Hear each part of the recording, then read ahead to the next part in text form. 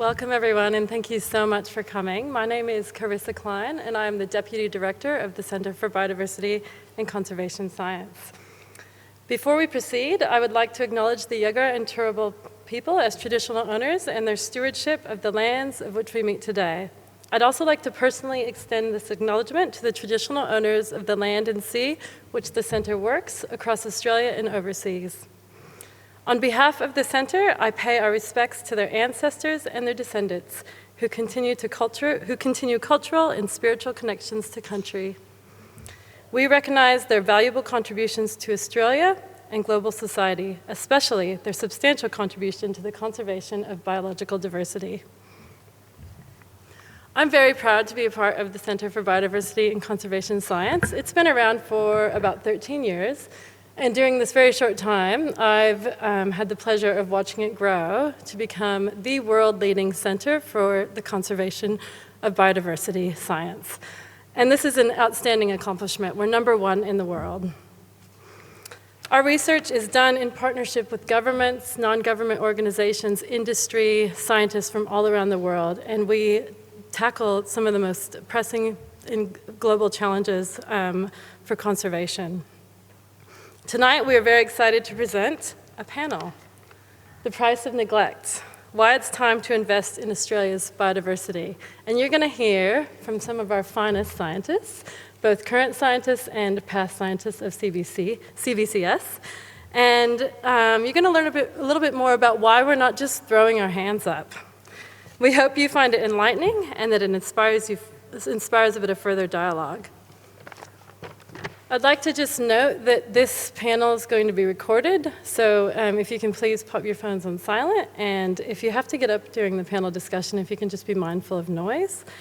And before we start the panel, I would like to invite Professor Mark Blows to the stage to say a few words. Professor Blows is a member of UQ's senior executive team. He's the Deputy Vice Chancellor of Innovation and Research. His attendance tonight demonstrates the university's level of commitment to sustainability, biodiversity, and conservation. Thank you so much, Mark, for attending.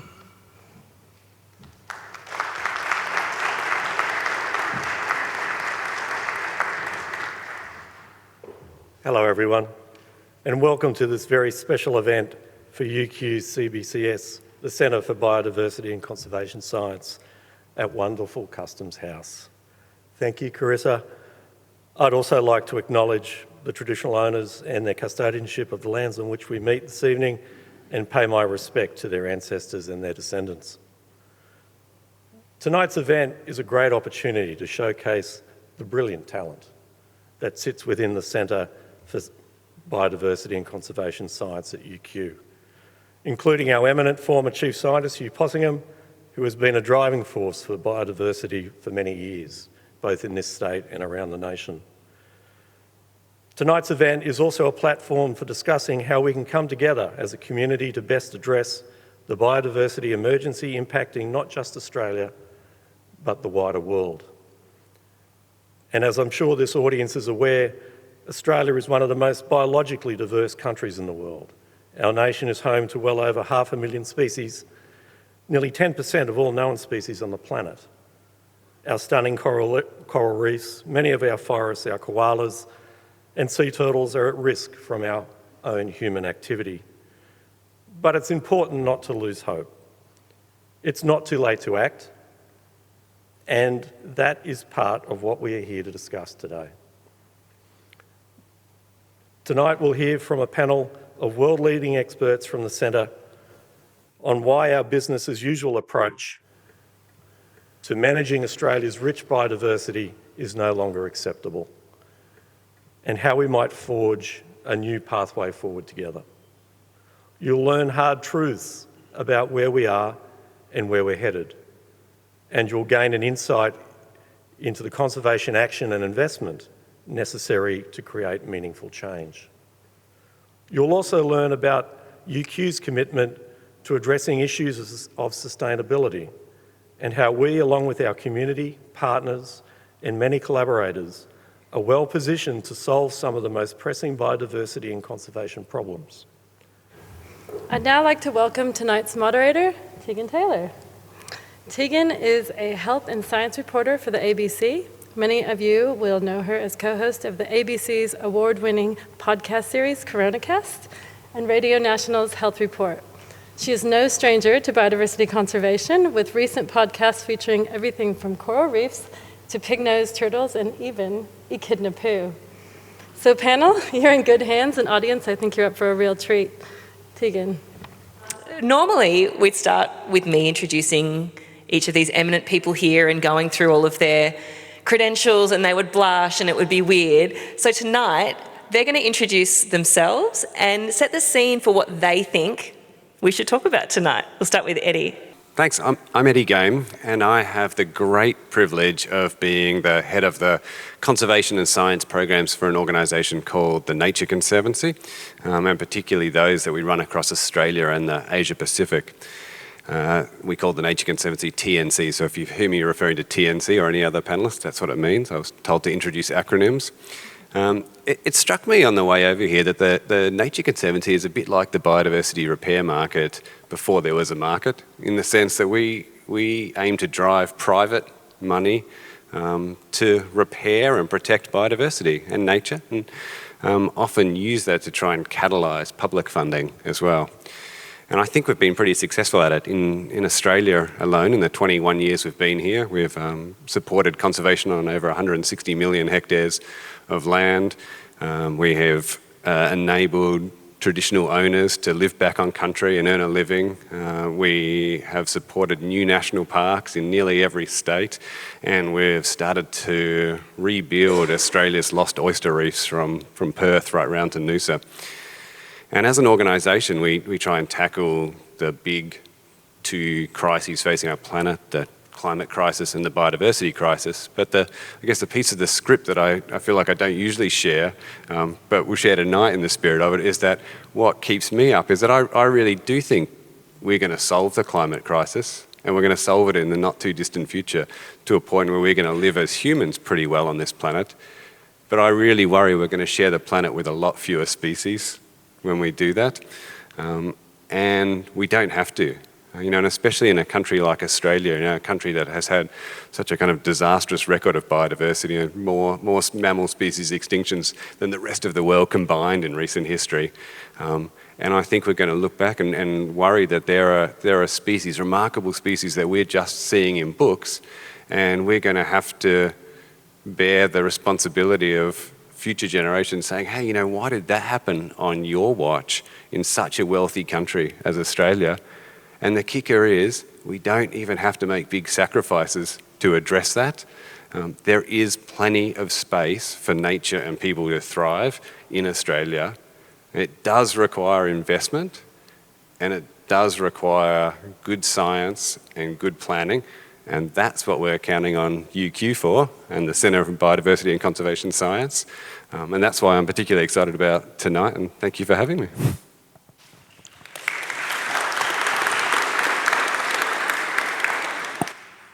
Just go ahead. Hi everyone, my name is Laura Sonter. I'm the Deputy Director for Education at the Centre for Biodiversity and Conservation Science. My team and I work on issues related to mining and conservation, which are two issues that have been historically at odds, but we argue are now so tightly connected that it would be difficult to have one without the other. So, for example, mitigating the biodiversity impacts of climate change will most likely require mining 3 billion tonnes of new materials to build renewable energy infrastructure. The reality is that some of these minerals exist in places that are important for biodiversity. In Australia, 30% of our protected areas contain valuable resources such as nickel, lithium, and bauxite. So we're working with industry and government to try to avoid and mitigate the impacts of mining on biodiversity. This is obviously critical for conservation. It's also really important for business because environmental impacts are increasingly creating these really messy social conflicts that costs mining companies millions of dollars in terms of project delays. So I think there's really exciting opportunities for new science to contribute to and support conservation in mining regions. And I think the time to do that science is right now, because major stakeholders are making big, bold commitments to being nature positive, but very few know how to do that. So I think foregoing these opportunities for feeding our science into industry and government, and as a result missing out on any improved biodiversity that can be achieved as a result of this, is a big part of the price of neglect.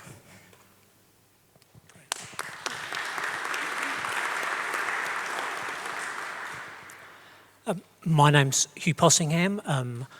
I am here because, for equity reasons, they needed one grumpy old white man.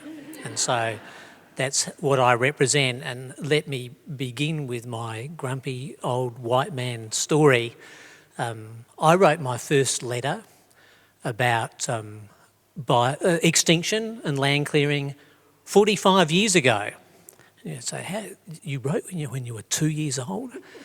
What a remarkable person. Yeah, I was advanced. No, I was just finishing school, and my favourite bird watching spot that my father and I would visit every couple of months, a huge diversity of woodland birds in the south of South Australia around Victor Harbour. This is a place of blue gum, pink gum woodland where only 2% of that ecosystem was left. We're talking about 1980. 2% of that ecosystem was left, and somehow somebody was allowed to destroy another 100 hectares where I had spent many enjoyable hours. So from bird watcher, I turned into cranky activist, and I've been a cranky activist ever since. And I suppose that's what brings me the beauty of being an academic, to be blunt, as other than the joy of teaching students and doing research, is that despite all the things I've done and said, the university has never told me to shut up. They probably should have, but they haven't, regardless of how many silly things I say. So we are very privileged in universities to say what we want to say, without, as long as it's basically more or less in our field of expertise and it's somewhat fact-based. And I'm going to build on what Eddie said. He's sort of stolen half my line, but I must say I am very proud of somebody like Eddie, because he was my PhD student, and having job offers from, I think, CSIRO, a university and a not-for-profit. He went to the not-for-profit to make a huge difference to the planet, which makes me extremely happy. But I've spoken to quite a few major donors recently, and they say to me, believe it or not, the climate wars are over. We've won. Because if we hadn't won, we're all going to die, and I think most people sort of worked that one out. So, but when around 2000, actually, when Robert Hill was Environment Minister, we seemed to be kicking lots of goals on biodiversity.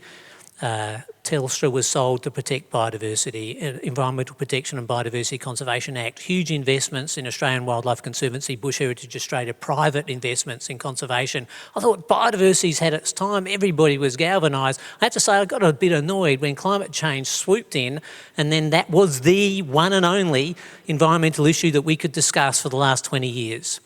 And I know it's important, and I know I'm going to get into trouble for picking on it, but it's a molecule, right? And it's not that hard to fix, and if we don't fix it, it's going to be extremely unpleasant. But I can guarantee you, as Addie said, the year 2100, I'll be dead. And so you can't prove me wrong. But I know a few of you might be alive, given medical advances. I know they will be literally saying, okay, fine, we've stabilised the climate. Now, what do we want? 1 degree warmer. The Canadians won't want what the Australians want. What do we want will be the argument. But then they will say, why did we wipe out 20% of all the species on the planet? Because that can only be fixed after 2 to 5 million years of evolution. So that was what our generations will be hated for. I'm glad I'll be dead.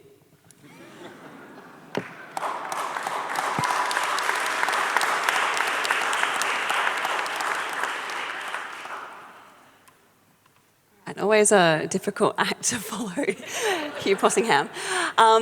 Hi everybody, my name is Justine Bell-James, and I'll confess I'm also here as part of the diversity quota, as I'm not a scientist. I'm a lawyer, so I'm with UQ's law school and also part of CBCS, and I've been enormously privileged over my time at UQ to work very closely with a lot of our fantastic scientists and do some truly interdisciplinary work, and it's just such a fantastic way to work, and I love being part of it. So my work has mainly focused on legal issues surrounding coastal and marine environments under climate change, and over the past few years I've particularly focused on restoration and looking at untangling the legal barriers to large-scale restoration of coastal and marine environments, of which there are many barriers, many legal barriers, and a lot of really tricky legal issues that we have to resolve. So at the moment, we're several years into the UN Decade on Ecosystem Restoration, and we've also got the Kunming-Montreal Global Framework that was signed late last year, whereby there's a global commitment to what they call the 30 by 30 target. So that's 30% of the Earth's degraded ecosystems under effective restoration by 2030.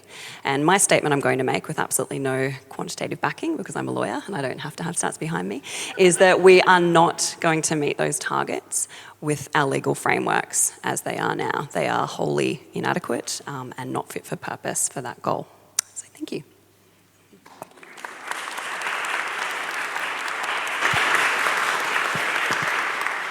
Hold on to that, you're going to need it. Seriously. These folks hardly need a moderator, but I'm going to do my best. I'd really love to sort of come out guns blazing. Tonight's topic is the price of neglect. Let's put a price on it. Hugh? I mean, the price is water quality, it's culture, every major culture, music. I mean, people think, what is biodiversity for?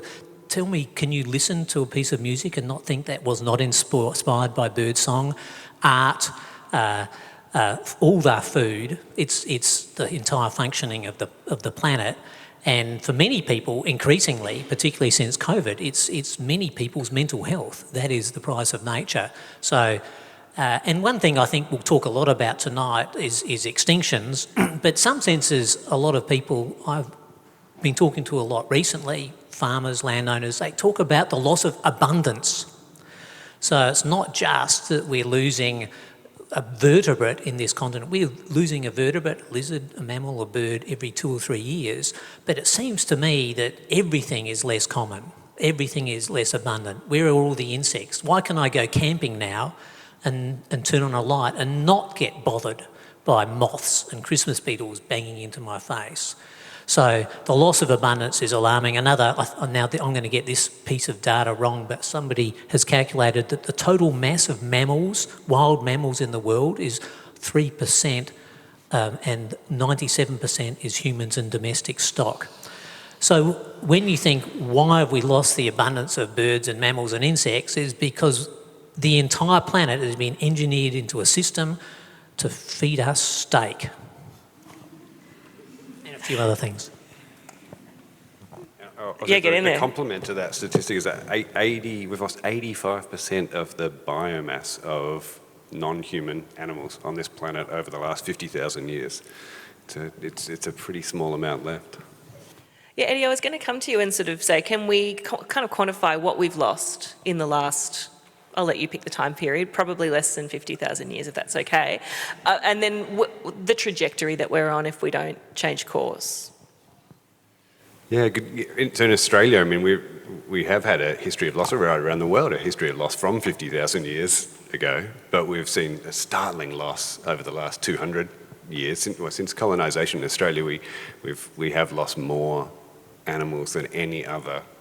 In fact, the whole rest of the world combined. And I think we're on a bad trajectory, and there are lots of other places that are on a terrible trajectory. But what gives me hope is that most of the places that trajectory is unnecessary, because in Australia, for instance, we've passed what we might call peak land. In about 2000, we are not using more land for agriculture than we did in about 2000. In fact, it's gone down. And so between 2000 and 2016, Australia had a reduction of over 18% of agricultural land, pastoral land. We're much more efficient at feeding ourselves. So, Hugh's point is right. We've used a lot of land, and a lot of that is for stake, and a lot of that is cause of biodiversity decline. But yeah, I think the good thing is for most places we've passed that peak, and so now we just have to make smart choices about how we repair.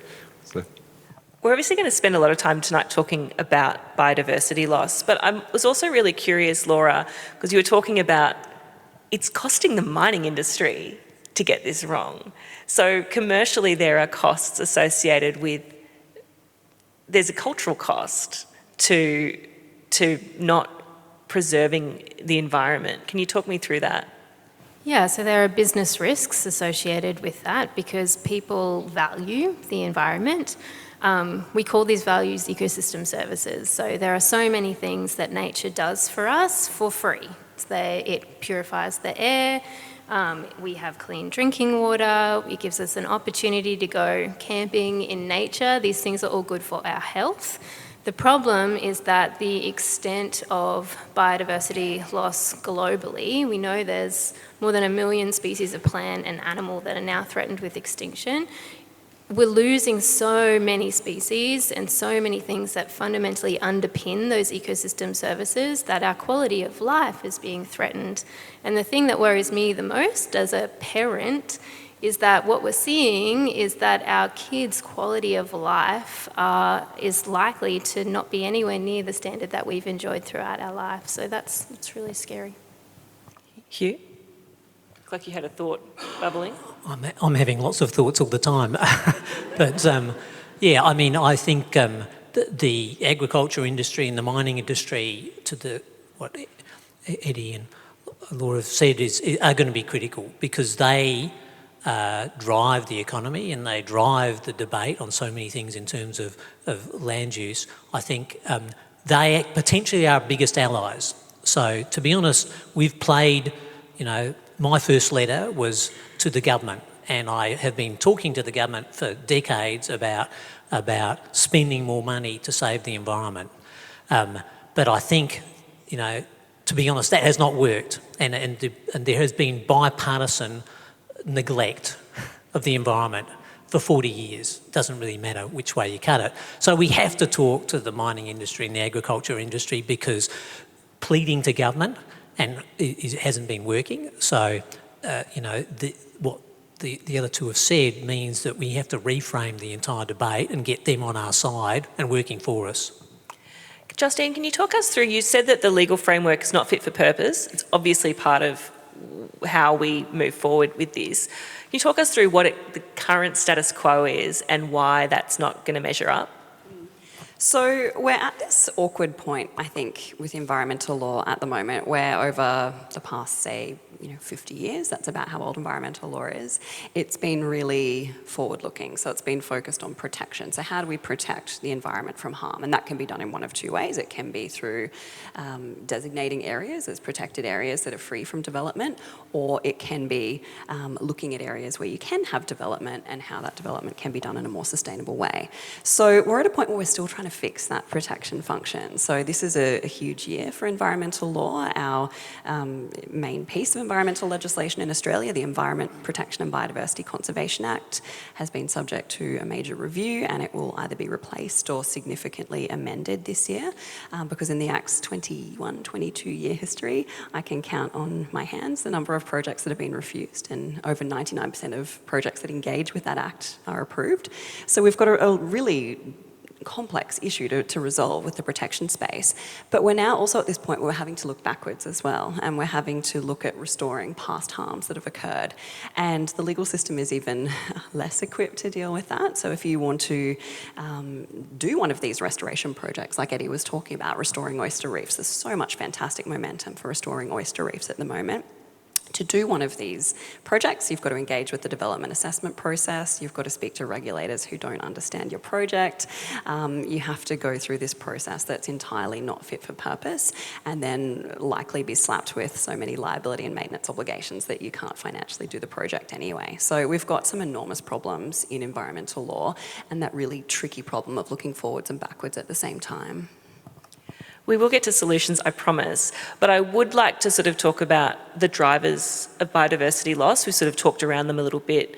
Land use is obviously a really big one. Eddie, can you talk through sort of the top threats? Yeah, well, I mean, so Australia is perhaps a little bit unusual for a whole continent that one of the big threats is invasive species and feral species, and that's a really thorny problem to tackle. But globally, it's still the conversion of habitats mostly for agriculture, a little bit for forestry, and in the ocean, a similar process. We don't usually talk about it as conversion of habitat, but the degradation of habitat for extractive fishing mostly so far, but there's a good chance other things like seabed mining are going to come on board as well. They're not really new things that are driving. It's things we've been doing for a long time. And Hugh, we think climate change has been a slow process, but biodiversity loss is even slower, and that's one of the risks for us. Yeah, I think I even used to liken climate change like, imagine if when you littered, the piece of paper or plastic disappeared for 20 years and reappeared in a random spot in the planet. That's climate change, isn't it? You make some carbon dioxide and its impacts happen 20 or 30 years later and it affects everybody else in the world. Would we have stopped littering? We stopped littering because it's at your feet, in your neighbourhood, in your school, wherever. And we've struggled to stop climate change because it's so diffuse. The spatial scale and the temporal scale are problematic, and biodiversity is even worse. That recovery time, we'll never make another platypus if we lose it. I don't think that's going to re-evolve. There were actually lots of platypuses once. There were quite a few of them. We're down to one. But that recovery time for biodiversity is hard. And I talk to people, I give a lot of public bird walks, and they say, birds, there's lots of birds in Brisbane. In fact, some of my international visitors complain about the cockatoos because they wake them up in the morning, and the kookaburras, they're annoying them, the stone curlews. I said, but the willy wagtails, remember willy wagtails? They used to be in your back garden. Who's got regularly a willy wagtail in their back garden? They were in everybody's back garden. 1, 5, 10. Everybody should have had their hand up because 50 years ago there was a willy wagtail in everybody's back garden. So, and then suddenly people realise that when the abundance of willy wagtails goes down just 1% a year, you don't really notice it until you've got data and science and you actually have the community discussion. We're losing these common birds and mammals and insects. So Australia and UQ specifically have a part to play in here, but we're only one part of the world. How do we flex that muscle as effectively as possible? Laura, what would you like to see happen, especially within the mining industry? I think that what was so rich in mineral resources in Australia, we're a leading producer in many, if not most, of the minerals that will be needed for an energy transition. And so I think there's real opportunity for us to show leadership in this space. I know that there is a lot of pressure on the mining industry too to do a good job, and that is a recipe for good because, like I said before, social conflict places pressure on mining projects to do better. But I think that there needs to be some, more around a plan for how these companies who are committing to being nature positive and doing a good job are going to deliver these things. What are the commitments that they're actually going to follow through on? And I think that is relying on us as a conservation science community to show them the way. Where are the places they need to avoid to make sure we don't walk backwards from achieving these global conservation goals? Can you talk through this idea of nature positive? It's something that mining companies are committing to. What are they actually committing to? So it's not just the mining industry. The goals that were agreed for global conservation at the conference in Montreal late last year was to halt and reverse global biodiversity loss. And so this concept or term of nature positive has been the thing that has emerged around that. So it means so much more than what mining companies and developers have done in the past around trying to mitigate their impacts and achieve no net loss or some net gain in biodiversity post-development. What nature positive means is going far beyond that and actually making a meaningful contribution towards the trajectory of biodiversity globally. So gone are the days where a new mine can just focus on mitigating the impacts that they're having as a direct consequence of bringing the minerals out of the ground. And these commitments that they're making require them to invest in their local sort of environment beyond their borders. Oh, and I think to your question, like what can CBCS do at a national or global scale, what Laura's talked about is also nature positive. One of the sides of nature positive is biodiversity offsetting. That's sort of the first step, which, and I'll briefly explain it and then I might hand it to Justine, who knows more than me. Biodiversity offsetting means that if, build a big an open cut coal mine, then in theory the values you destroy, the vegetation values, the threatened species values, somehow need to be reconstructed somewhere else. We're world leaders in that science. Not only did Martine Marin, who I don't think is here, and Megan Evans and myself produce the calculator that is used by the federal government to work out what the offsets have to be paid by every single intervention. That calculator has gone global and is used as a standard of how do you measure. This was 15 years ago. How do you work out how to deliver an offset so the destruction is compensated for by appropriate restoration in another place? The calculator's great. Biodiversity offsetting is rubbish because every single national audit has proved that it isn't working at all very well. And so we are continually campaigning to improve the world of biodiversity offsetting through submissions to inquiries, through development of new tools, through rethinking at issues, complicated economic and social issues. And I mean, in places like the ocean, offsetting is really, really complicated. Thanks, Hugh. I might try and draw a few threads together, actually. So the interesting thing about offsets in all global literature and indeed in Australia's offset policy, they're meant to be a last resort. So we have the avoid, mitigate, offset hierarchies. They're meant to be something that you think about after all the efforts to avoid or mitigate loss have been explored. And certainly in the Australian context, we've had an offsets policy under our EPBC Act, Environment Protection and Biodiversity Conservation Act, for a bit over 10 years now, and it's become a pretty standard feature of approvals. You will get an offset, and as Hugh mentioned, there are some real questions about the integrity of the offsets that are being delivered, and there's some serious review of them going on by the government at the moment. So offsets is something that are imposed as a condition on development approval are quite problematic.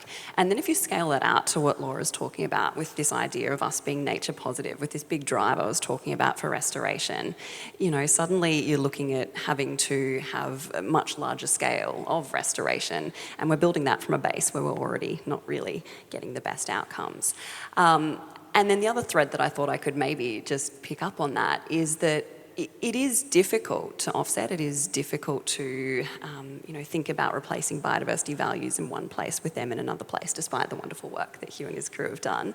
If you think about the fact that we have been quite driven by the carbon market more recently in Australia, it's quite easy to offset carbon because tonne of carbon dioxide here is exactly the same as a tonne of carbon dioxide elsewhere.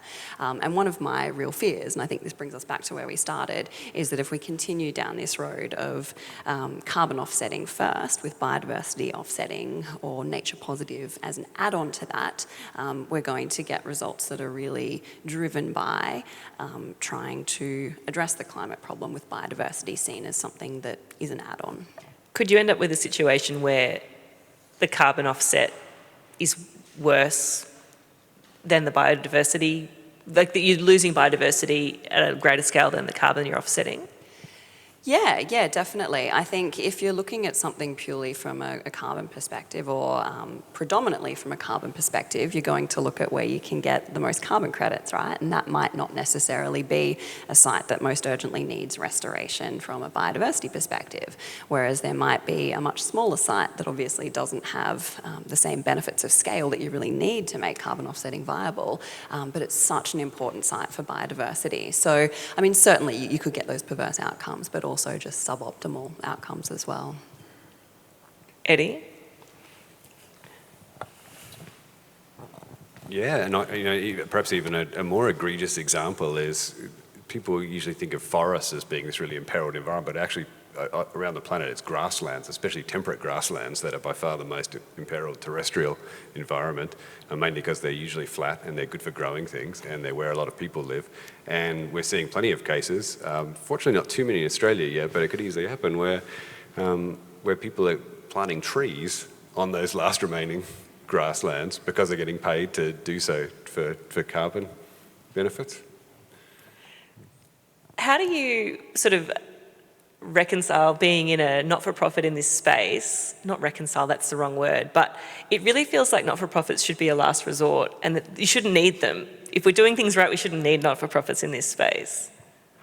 Yeah, I agree. But it's also really, they're really empowering, because often you can have a catalytic role. And most of the things, if I think of a lot of the work we do, the big outcome that can be driven by can only be driven by systemic change that happens at a government or industry level.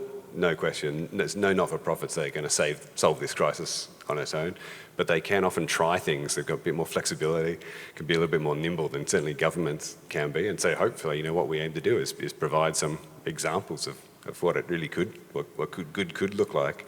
And also help to understand the kind of investment that might be required. And I just give you an idea, like CBCS actually is really driven this. Like if I had to ask for one big thing in the environment in Australia, I actually would ask that we continue to produce beef, lots of it, in fact. Controversial comment. Yeah. Why? Because Australia has the capacity to produce beef well, and certainly we can reduce the impact of our current beef production a lot. But the kicker is that we're not going to see the sort of planetary diet changes that we think we would like to see. It's not fair for us to sit in Australia, having had decades of eating lots of beef, and say to countries like Indonesia, hey, don't you start eating beef. And then, they're not going to listen to us anyway, so they're going to eat more beef.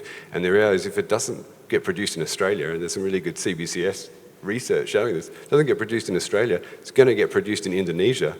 They're going to start clearing rainforests, just like they do in Brazil, to produce that beef.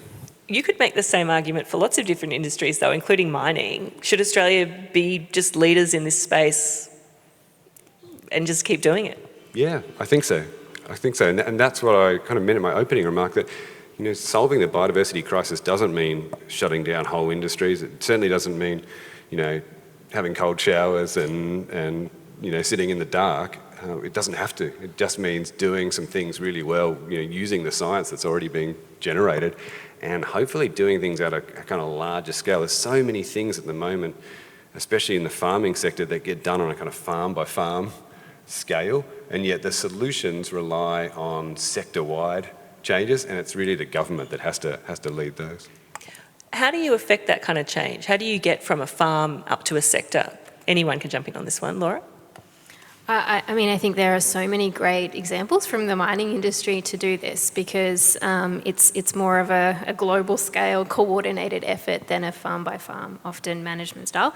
So, for example, the largest mining industry group, the International Council on Mining and Metals, have many member companies, including all of the major international companies, and what they do is they set standards for their members.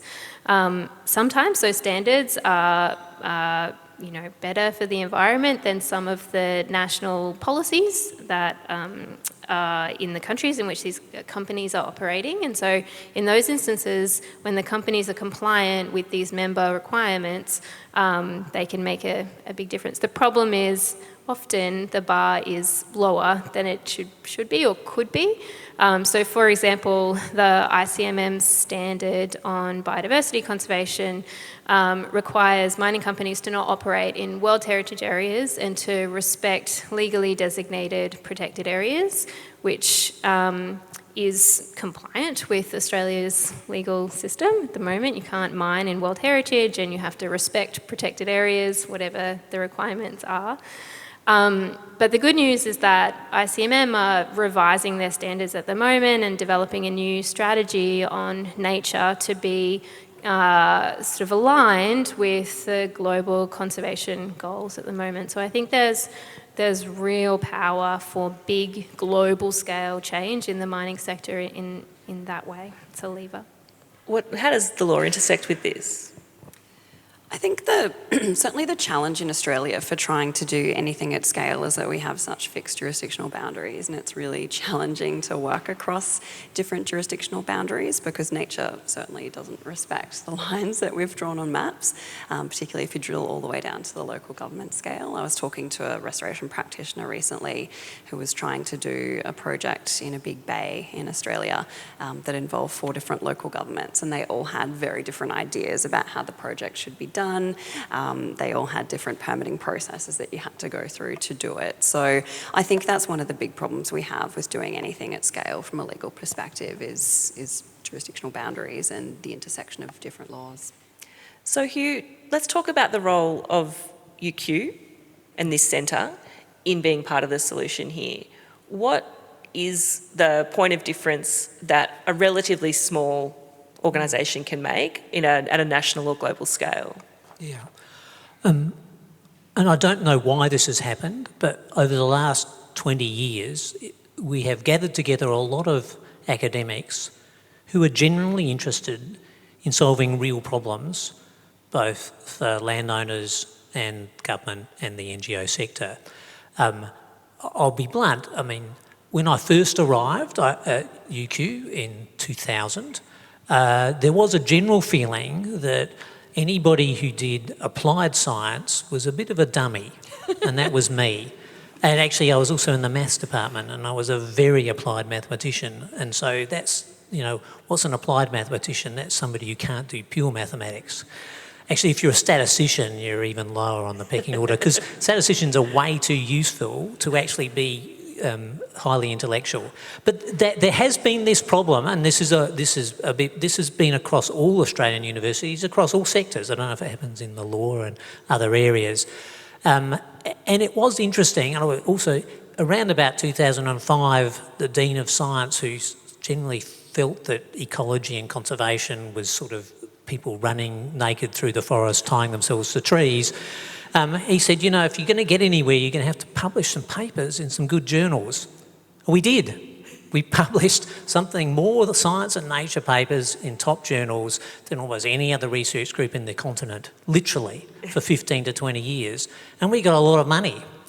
And it was interesting, that example of the offsets circumstance, all the spatial planning work we're doing with regional plans, they were driven and they were publishing high quality papers in the world's top 2 or 3 journals, inspired by problems from the bottom, not inspired by me sitting in the staff club drinking red wine. They were inspired by actual problems of countries, of NGOs, of landowners, and there's so many interesting real problems out there. No, I do believe in pure science. I don't want to pick on people who want to understand why peacocks have ridiculously long tails, because I love that, and I love the David Attenborough program, and I love the pursuit of pure knowledge, and much of that goes into applied science. But we were overtly problem-driven, and because of that, we've inspired a huge army of PhDs and postdocs who have dispersed across the planet, and we've generated good research money for a good amount of time, until we were too noisy and the federal government cut the purse strings off. Because we criticised them too much, and we paid an enormous price. We had a threatened species hub that was well resourced, and we were just too angry. And then if you yell too much, sometimes the government pays you back. But you're still out there, you're still doing work, and the work that the centre's doing is so important. We have touched on it a little bit, but I'd love to get you to talk about the work that's currently underway that you think is going to have the biggest impact when it comes to biodiversity. Laura? I think so. I mean, I'm going to talk about my own research because that's what we naturally do. Yep. But I think it really comes down to this idea that was mentioned before around the mitigation hierarchy, and we rely so much on biodiversity offsetting to achieve these goals, and reconciling development pressures with biodiversity conservation. And I think we need to start being more cautious around biodiversity offsetting and more invested in understanding where are the places we need to avoid in terms of having a biodiversity loss, where are the places that we need to really be committed across government and industry to make sure that those places are protected for biodiversity and, not touched. Justine? Oh, look, I have to give a shameless plug for my work as well. And, I think the fact that we do work across disciplinary boundaries is amazing as well. So a lot of my work that I've done over the past 10 or so years has been with Kath Lovelock, who's a mangrove ecologist at UQ. And she'll often come to me with this, cool idea of something that they want to do in the wetland context, and I'll throw back all of these legal issues at her. And that all kind of kicked off maybe 5 years ago when she said, we're looking at removing these bund walls that farmers have placed all along the coast in Queensland and New South Wales to increase agricultural productivity. A lot of them are wanting to move away from cattle grazing. If you take them down, the water comes back and the mangroves re-establish. And I was like, wow, that sounds like such a nightmare from a legal perspective. What happens to the boundary? We've got ambulatory boundaries in Australia. What about liability? How do you know that you're not going to flood your neighbours' properties? And this all kind of snowballed, and as of last year, we've now got a blue carbon method under Australia's Emissions Reduction Fund that myself and Kath, and I know Valerie Hagger's somewhere here tonight, a lot of people from CBCS were involved with. So I think it's that, ability that we can work together and that we're trusted and respected by governments and can translate that into really crucial policy outcomes. I'm not sure that quite answered your question, but... It sounded really cool. Hugh? I would say partner. That's everything. So, CBCS has over 100 people doing brilliant things. Everything from, we just, for example, have, 200 threatened bird species, half of which we have no idea what their threats are, and we don't know what to do about them. Fire management. Who knows how to sort out fire management in Australia? If you put up your hand, you're a very, very brave person. Do we revert to Indigenous fire management everywhere, even in the agricultural landscapes? How do we manage all the forests? There's no doubt about that native forest logging is going to slow down and disappear. What are we going to do? Queensland's going to have 3 million hectares of forest that was once managed by forestry. Who's going to manage that? Who's going to manage the fire in those ecosystems? Who's going to manage the foxes and the weeds? So it's a very exciting time. I would say, the two biggest issues are good spatial planning. If you look at the map, if we were to smelt all the ore that we dig out of the ground, which we should be doing, that is 10% of the climate change solution that I don't really care about, but it's 10% of the global climate change solution. That is a lot of wind panel. I think it's about 10% of Australia is a solar panel. Hopefully we get the technology a bit smaller soon. 10% of Australia is a solar panel. Where's that going to go? What habitat is that going to be in? So the spatial planning, where are the green zones? Not just, the environment generally works around saying, you developers, you can't do this. Why don't we say, no, if you're going to put in huge 100 by 100 kilometre solar panel systems and wind farms, we'll tell you where to put them to have the least possible damage in terms of water and agriculture, in terms of biodiversity. So I think we have this mix of skills, legal, economic, geographical, natural history, and deploying them to these incredibly complicated problems with every kind of partner. We'll talk to anybody. We work with mining companies. There's not a single environmental not-for-profit global one that we have not worked with, and everyone in Australia, and a lot of our former graduates are in those places. So we have the connections, and we're really invested in solving the real problems they have. Eddie, these guys are really bigging themselves up.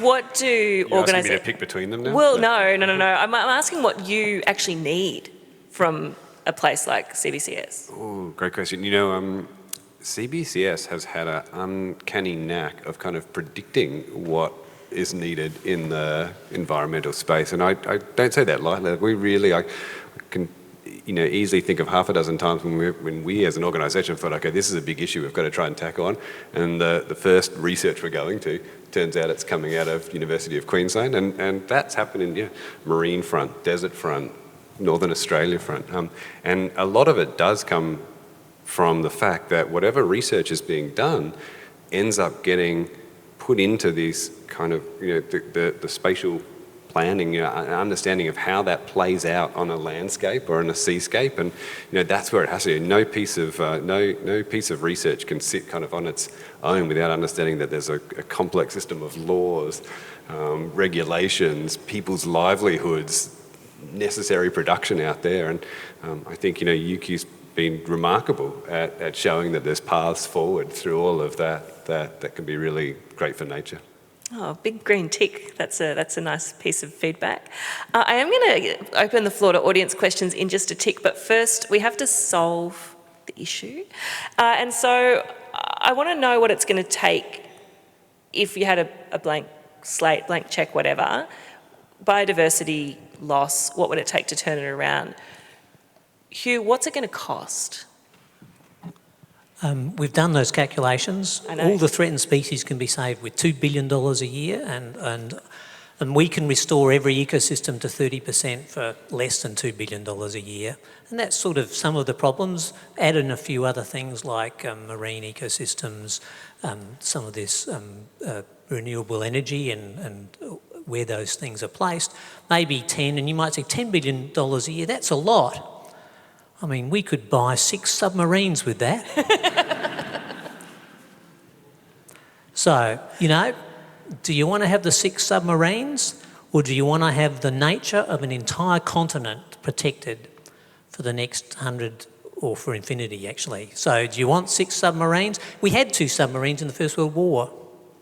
My great-great-granduncle almost stepped onto one of it before it disappeared in the Bismarck Sea, and the other one got captured somewhere near in Turkey. That's right. So actually, neither of them did very much. I'm hoping the next 6 prove more effective. But that's what we're doing. We're literally saying 6 submarines, all the biodiversity of a continent for the next 100 years. And I'm astounded that we've made the decisions we have. Okay, so Hugh's getting his sub. Justine, what do we need in terms of law? Look, we need urgent and we need wide-ranging law reform at all levels of government. So we need to fix the protection problem, a lot of which is happening with the EPBC Act reform. As I said, I work in restoration, and the legal barriers to doing restoration are just extraordinary. With organisations like TNC having to navigate the development approval system. So a lot of my work at the moment that I'm doing is trying to figure out how we change that. I'm working with governments, I'm working with organisations like TNC to think about how we make the permitting framework fit for purpose and how we balance up the fact that some of these novel approaches might cause some risk. How do we deal with that? And I guess that's the other thing. It's that idea of risk and risk appetite, and certainly something that we've found with talking to government and talking to restoration practitioners is that there's a huge status quo bias in governments. They find the status quo quite comforting, when I think, in fact, the status quo is really scary and it's something that should keep us up at night. But the idea of something novel and new and some sort of technique to restore the environment, it's something different, and we're going to have to think about how we deal with our appetite for risk and how we change our perspectives on that in moving forward. Laura, what does the industry need to do? Well, I think conservation community needs to do a better job of engaging with industry. I agree, we need to partner. They use a different language than what we're used to doing, and their status quo is scary to the conservation community. But I think we need to stop, as my PhD student said the other day, mudslinging. Like, we need to work together. The issues that we're trying to solve are going to be solved on the land that's being managed by these industries. And so I think we need to do a better job of encouraging a constructive dialogue with industries that have historically caused quite a lot of our biodiversity loss in Australia. And Eddie, what does the conservation sector need? Do you know, I think I want something a little bit even downstream, from upstream, I guess, from those guys, which is that I just don't think there's enough care. And both Laura and Hugh, I'd love to hear what you think about this. You started your comments talking about ecosystem services, and I guess my concern is that ecosystem services, I agree they're there, but they reinforce this idea that you should do it because somehow it's immediately good for you. And I don't think we're going to solve the problem because people feel it's good for them. And I don't think we're going to solve the problem because people suddenly have knowledge, because I think the knowledge is already out there. I think we're going to solve the problem because people start to care and it becomes a thing that society wants to do. And I think that's what's happened with climate change. And I hope it's going to happen with biodiversity, but that's only going to happen if people are talking about it in schools. And to Laura's point, they're talking about it in industry. And I think there is a hopeful thing coming, which is the task force. It's going to sound super wonky, but the task force on nature-based financial disclosures, which is essentially companies that have, all over the world having to say, not only we're emitting this much carbon, but we're doing this much damage to ecosystems and species. And once all of the employees of those companies start talking about it, I think we're going to start to see it normalised. And it's that kind of like fundamental change that this is just actually the right thing to do, not because it's immediately good for me, but because it's the thing that we need to do if we want to have species on this planet. That's what I want. All right, you get it. And I think to that point, we are engaging more and more with the social scientists, the conservation psychologists, and how do you have conversations at the level of a mining company, all the way down to a local community of farmers or Indigenous people. So that expertise, CBCS is diverse, but probably has to double its diversity over the next couple of years and draw in people from the business school, from all the social sciences to be able to change the narrative and get everybody behind this issue. Nobody really hates nature, and you can't go anywhere and say, do you hate nature, do you want to destroy it? Nobody will say yes. 90% of Australians value it and want to do something about it. It's just the next step is it the top thing on their mind, or is it some rugby game this afternoon, this evening, whatever it is? Is that what's on their mind? And I think unfortunately that's what's on their mind. We do have some time for questions. If you want to sling your hand right into the air and wait for a microphone to come to you. We've got a question down the front here. Hi, thank you so much for tonight. Really incredible. I have two questions. One is quickly what's happening with Toondah Harbour. And the second one is, Tegan Taylor, you have been extraordinary in communicating to us about coronavirus for a number of years with Norman Swan. You've done an extraordinary job. We tuned in every day. Corona is becoming less of an issue, so I think what a fantastic thing for our national broadcaster to turn their attention to maybe something called Biocast with Hugh Possingham. Hugh is an extraordinary communicator. Bringing in the stories of the good things that are happening, the terrible things that are happening, making it really interesting, turning the minds of the population to the importance of this issue so that the voters of this country vote in people like the Green Party, members of the Green Party, so that something really fantastic could happen in this space, because we need more than the scientists, we need the whole population. Tegan? I'll talk to my boss about it. I think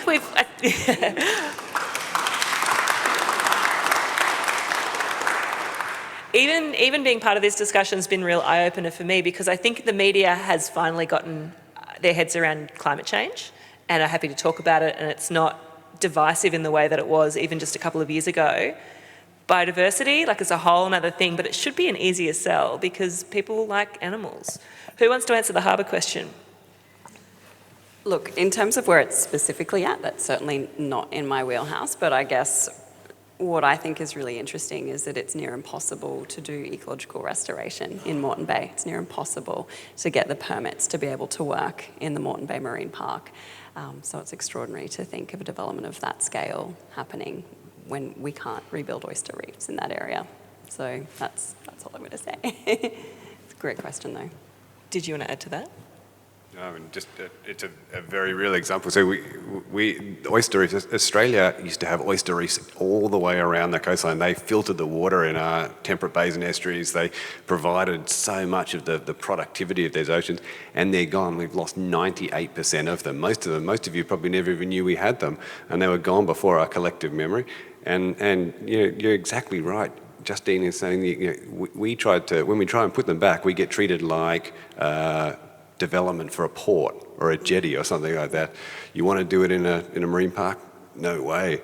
And that's here's an imperiled environment, a good solution to fix it, and sort of bureaucratic things in the way of getting it done. They're seen as a navigation hazard when there's something that used to exist. So they're seen as a risk, and it's this really risk-averse focus when we're looking at restoration. Yeah. More questions? I saw hands in the air before. Gentleman over here. G'day folks, Raymar from School of Architecture, Design and Planning, and also Centre for Policy Futures. I've worked with a lot of your colleagues and been constantly impressed. Did my PhD with a number of you and all the rest of it. But I guess I've had this impression of your brilliant work there's so often, I think, a very heavy focus on protected areas, for example, because they're so critical for endangered species, etc. And when I'm engaging with industry and government through my research at the very, very different end of the spectrum, approaching the same problem, and a lot of the drivers of these problems exist in very different sectors. And there's certainly the solutions in those space aren't about a better or different protected area. There might be about the way we design our cities, the materials that they're used, how we move around and transport, and population dynamics and growth, and all those other sorts of factors. And I just think that you guys have got such a phenomenal research strength that the more you can collaborate with others working in other very, very different sectors, and to bring in, even if it's just bringing in the strength of the argument of doing that thing, mining, etc., in a better way, I just think that would be a phenomenal strength. There's others in UQ and other departments that could really learn a lot from what you do, but I think that to do that, it'd have to reach well beyond land use and well beyond protected areas to get right into those driving forces of who's making a decision about what chip packet you buy or whatever it is that's driving these problems. Yeah, I mean, your question is probably my fault because I'm such a noisy person and I talk about my own work, which is early on was protected area work. It's not now actually, largely, and I think protected area work is 5 to 10% of CBCS's work. Most of it's all the other things. It's sustainable food, it's social sciences, it's extremely diversified. It's just I apologise. Yes, partner. Yep. I would just add that I would encourage everyone to have a look at the posters that are on display tonight from our fabulous PhD students that cover many other topics other than protected area management. There's a question here in the aisle.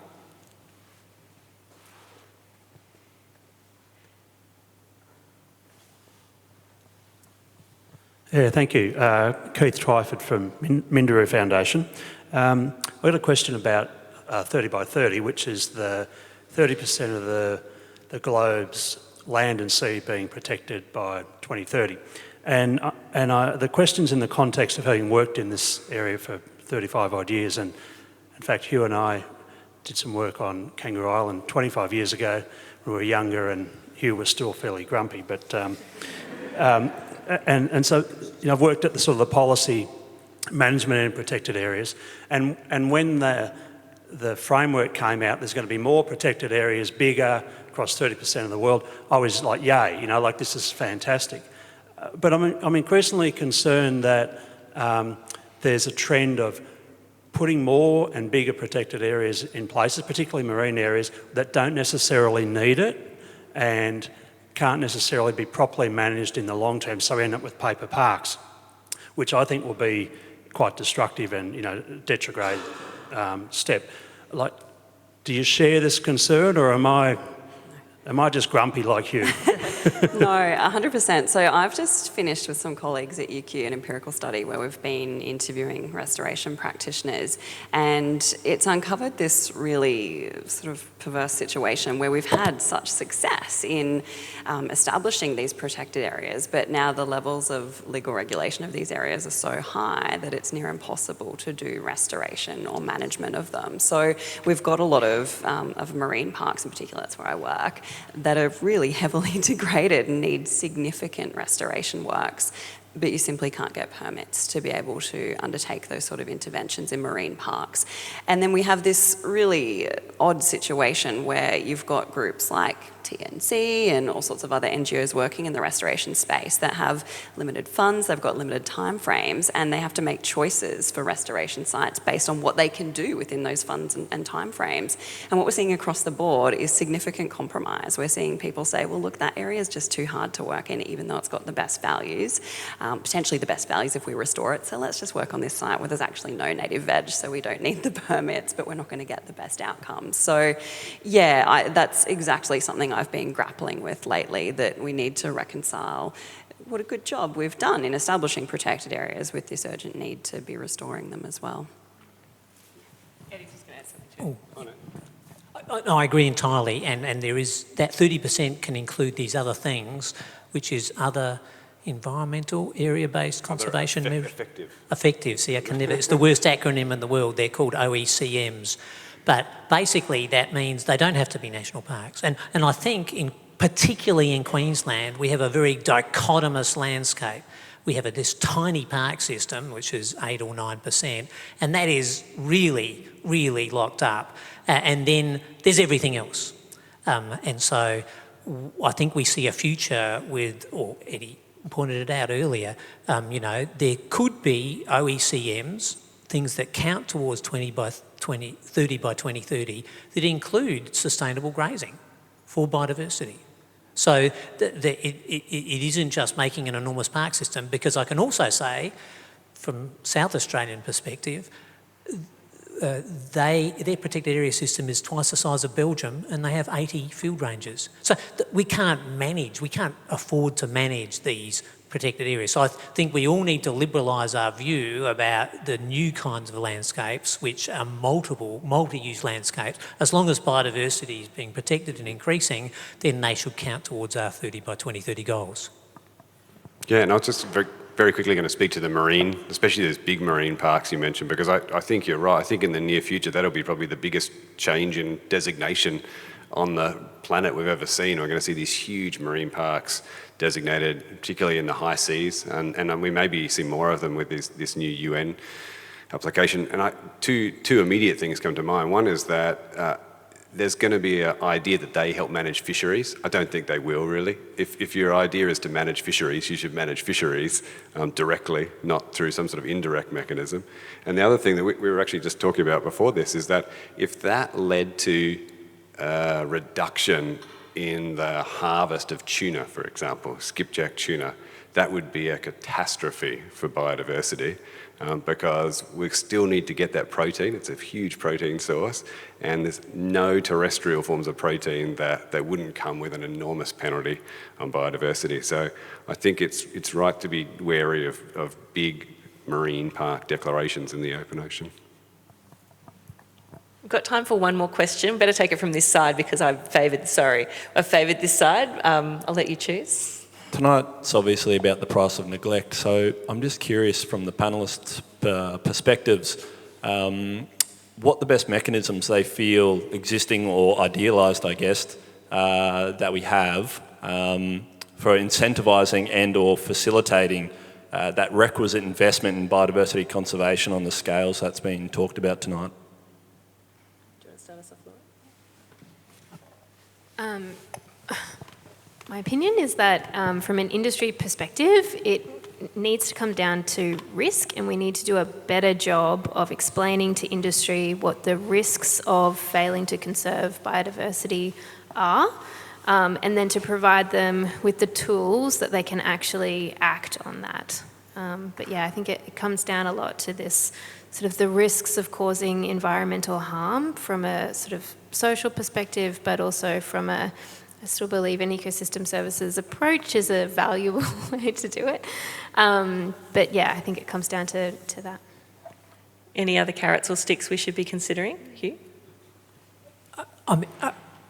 Many of my colleagues will disagree with me, but after 45 years of telling the government to spend more money on the environment, it hasn't happened. Environment spending in every state and the federal government has gone down 1 or 2% every year for 40 years as the biodiversity crisis gets worse. So, I think the solution is with the hearts and souls of the Australian people and is with industry and it's with landowners. So I do see an enormous amount of hope. I don't see a lot of hope for government. I do see hope. I was talking to the border town field naturalists, and there were 40 farmers in the room, and we were talking about birds and shelter belts and wetlands that they're creating on their properties. So I feel that we are at this turning point with the mining industry, with the fishing industry, with the grazing and the cropping industry. More, the number of people who are actively doing things on the ground is 20 or 30%. We now need to give them new ideas, new tools, and be bold. Think of new ways of doing your operations. Make novel ecosystems that might not put the old ecosystems, and try some stuff and see what we can do, because the groundswell is enormous, so I'm very positive. We're almost out of time. We've covered so much ground tonight. If people leave here tonight with only one thing ringing in their ears, what should it be, Justine? We need law reform, and we need it now. I think I've used up all my one-liners. I don't know. Got nothing left. So, I am very optimistic, and maybe that I have some mental disease that causes that. But I am very much encouraged by the increase in the conversation. So if there was one thing I would say to everybody is go home and talk about it. Go home and say the B word at the dinner table or the Christmas party, and talk about to your friends and relatives about why there's no willy wagtails in the park, because that's what happened with the climate change movement. It's the conversations in the families, it's to all the people in your community, the people on your street. I live in a street, and I'd say 20 of the people in that street still don't believe in climate change. So we have drinking club, and I raise the topic. It's not a popular topic, but I raise the topic and make sure that I hope they're drunk before they respond. So I'm really proud of the science that we're doing to address these issues and the partnerships we're forging to implement them. The other thing that I'm really proud of is the incredible cohort of PhD students that we have and alumni that we have coming out of CBCS. We currently have more than 100 PhD students. Some of them are here tonight. I encourage you to approach them and talk to them. You will be blown away by the work that they're doing. And I think it's the training that we do at CBCS that is one of our most valuable assets, and the thing that is making the biggest difference to contributing towards addressing Australia's biodiversity crisis. Bring us home, Eddie. Awesome. You used our mind about talking about it, because I think talking about it's great, but I think a key message is that it doesn't have to be a trade-off. I really dislike when we keep on talking about trade-offs. So, the conversation needs to be that, we can have a cattle industry and we can still have all of the biodiversity. We can have a mining industry that's world-class and we can still have all the biodiversity. Those two don't need to be a trade-off, and I think it's a losing prospect if we keep on talking about them. For an event with a fairly grim title, I feel like we're ending on a real high note. Please join me in thanking our panel.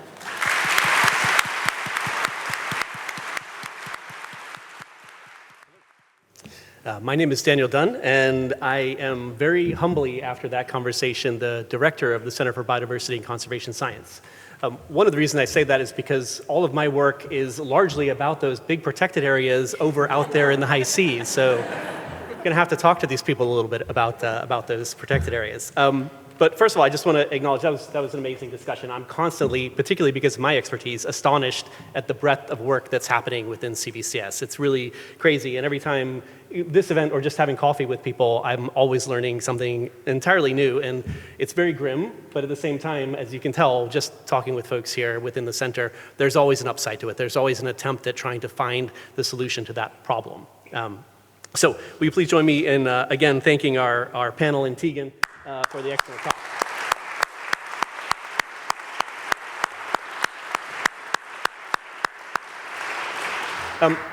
I want to say that I'm humbled because some of the responses and the questions that we got were really, really kind. And I need to acknowledge the fact that the center was started by Professor Hugh Possingham.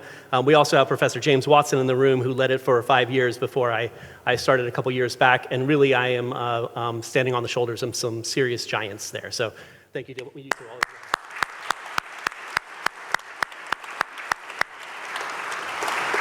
And I have one more clapping requirement, if you'll bear with me. So this event was entirely put together by a small group of people. So I'd like to acknowledge Carissa and Brooke and Amelia Wenger, who's in the back there, and Hannah as well. So if you could please join me in giving a hand to them, as well as to our Faculty of Science folks. Brenda and Marlon from the Faculty of Science, who really put this all together and showed us how to do it, because we're pretty new at this, but we're very excited about continuing to do this in the future. So thank you as well to Brenda. So lastly, it comes to you all, and thanking you all, because really, some of the things that we're talking about here today, the ability to talk about partnering and partnering and partnering, if we didn't have an audience, that would fall pretty flat, right? I mean, the idea is we're partnering with somebody, and we're here today because we want to partner with you all. We can't do this by ourselves. We can't be inspired by the problems that people are facing in their day-to-day lives unless we're here talking to you all. So that's why we're here. This has actually been the culmination of months and years of discussion within the center about what we need to do, about how we need to not just work across council and state and national and international levels, but we also need to reach out to our community, and you are our community. So I want to thank you all for coming this evening and joining with us. So thank you. I'll give yourself a hand, please. Last one. Tonight we wanted to acknowledge that our family is growing, and that we are not bound by the boundary of the UQ campus, that we're bound by the relationships that we develop, and we're bound by our engagement with you all. And so we're really excited to see our family growing by virtue of this event. And we're excited that it will lead to more talking about it, more engagement, and hopefully, Eddie, that will lead to more caring. And that's the general idea. Tonight marks the beginning of what we hope is a lot of talking about it. It's a lot of opportunities for us to hold similar events in the future, regular events where we're able to engage with you, where we're able to talk about what we're seeing within the ecosystems and the populations we work with, but also to hear about how you're experiencing the changes in those environments, and what the challenges are that you're facing that we can help you with, that we can think about and we can work on. Because if you leave it to us and just let us sit in an ivory tower and think about what the problems are that people might be facing, things go pretty sideways. We need that interaction with the public to be able to identify those problems and try to work on them. And we can only do that if we're doing it together. So Australia is facing a growing list of biodiversity threats, and we want to work with you to find those solutions. We want to partner. So we hope tonight is just a start, and that we have opportunities to discuss and scheme and innovate moving forward. To start those conversations off, I'm going to end here, and I'm just going to ask you to join me for refreshments and chat with the panel and CBCS and UQ researchers that are in the room, and particularly with the folks who are I would say shilling their posters and trying to tell you what's going on with their projects, because they really are amazing, and the amount of work and the amount of passion that goes into those are really incredible. So please, I won't stand in the way of the drinks anymore. Please join us for refreshments. Thanks.